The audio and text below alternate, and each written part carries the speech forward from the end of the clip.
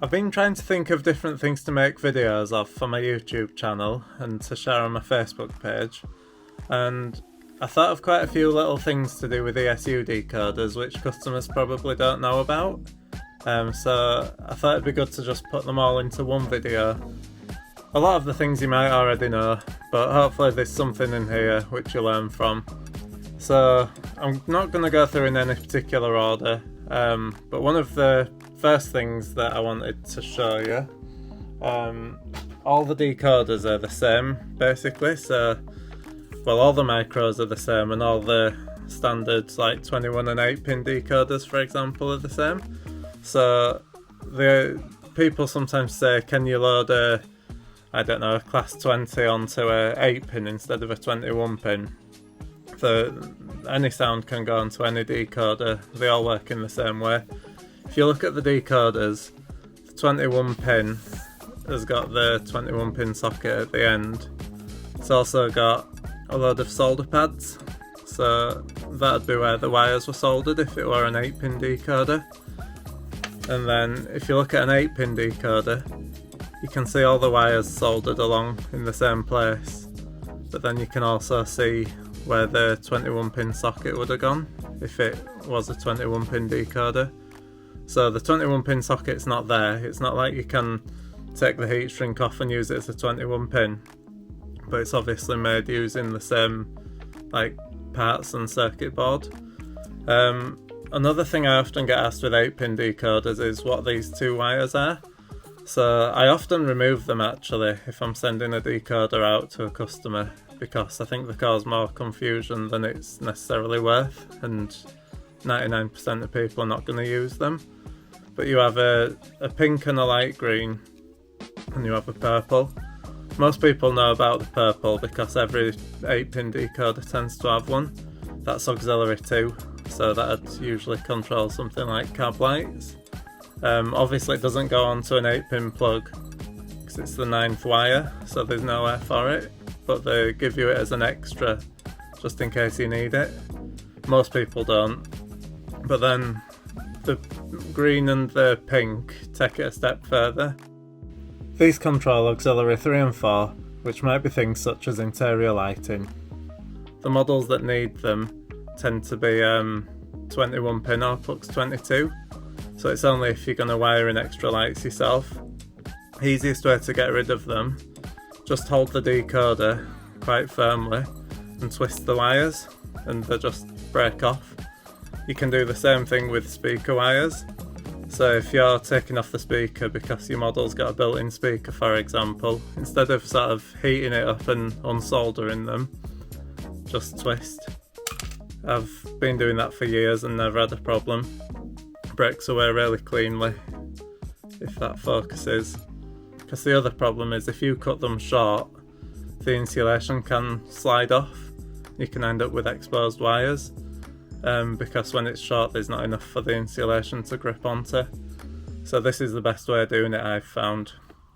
I suppose the next thing to talk about actually, well, I've got the 21 pin decoder in my hand, is how to fit a Stylive to them.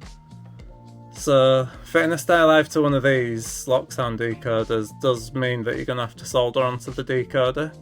So obviously a lot of people are going to have this done before they have the decoder sent and pay me to do it. But if you do want to do it yourself, it's the first 3 pads on the edge of the decoder here. So you need to be pretty good at soldering to be able to solder directly onto a decoder, but I'll show you here. So I've got a fairly small tip on my soldering iron, but it's not the smallest, but obviously I've been doing this for quite a while, so I'm quite experienced and I can I'm used to working with a small solder pad and stuff, so I am used to it. You need to tin the 3 little pads, the first 3 pads which I mentioned, and then make sure you got a bit of solder on your soldering iron, and then start with the outer wire, which is the red one. And it doesn't matter if that's a little bit to the left because it just gives you more space. Then the middle one, you don't want to be heating the solder pads for long either. So the better your soldering iron is, the easier it's going to be. This is a 50-watt soldering iron, so it transfers the heat really quickly. And then the third one is the black wire. So double check then whether you've joined any pads up, because if you've joined any pads up you're going to cause damage later. Doesn't matter particularly how neat your soldering is. It's probably not going to look like how they come out of the factory, but as long as they're not touching each other, that's the main thing, and that they're well attached, which obviously these ones are. So yeah, that's how to do it on a standard size decoder, like a 21 pin Plux 22 or a 8 pin. If you're doing a micro though, you need to do the wires the opposite way around. So I'll show you on this one as well.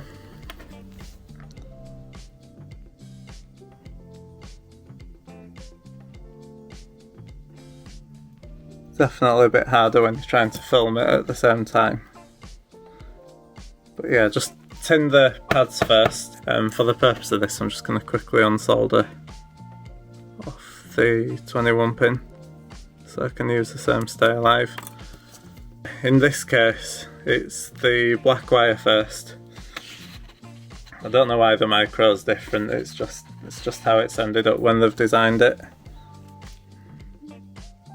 But you've probably got slightly more space actually between the pads, so it's arguably easier. So the black wire first, the white, and then the red goes at the end. The only thing to be careful of is that the red is very close to a component, so you don't want to be getting too close to that.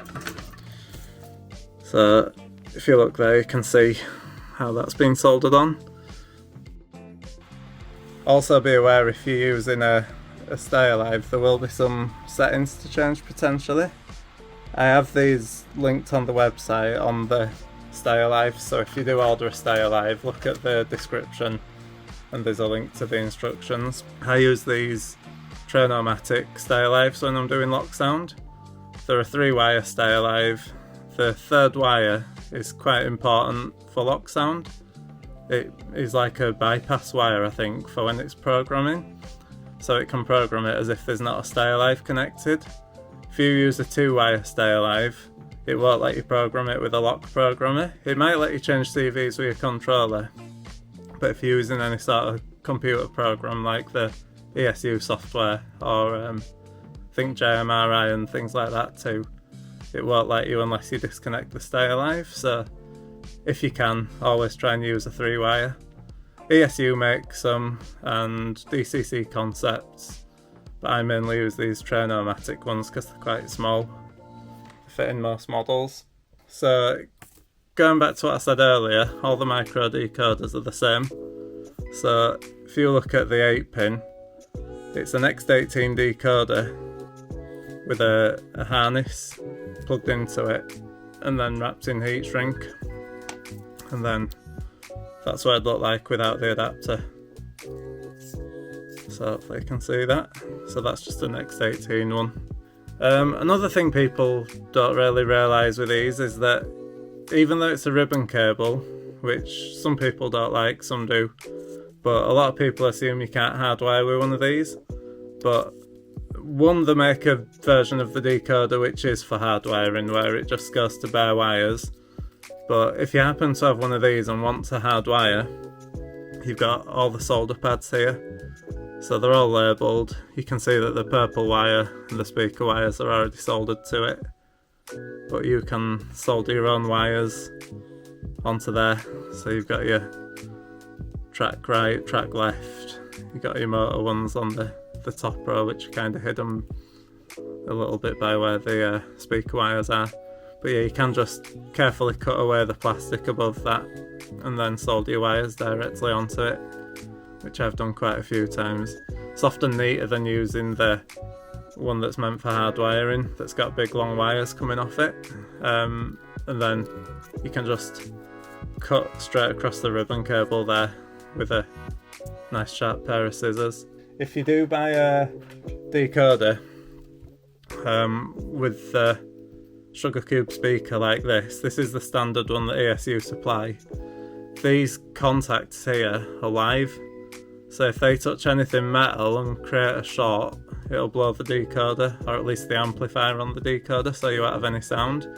Or even worse, if one of those touches something live, like if you're testing it and it fell onto your track, it's probably going to feed the full track power into the amplifier on decoder, and you'll see a massive melt around the amplifier on the heat shrink. It happens quite a lot. It's probably the most common reason I get decoders returned. They don't actually often come back for faults, they usually come back from damage.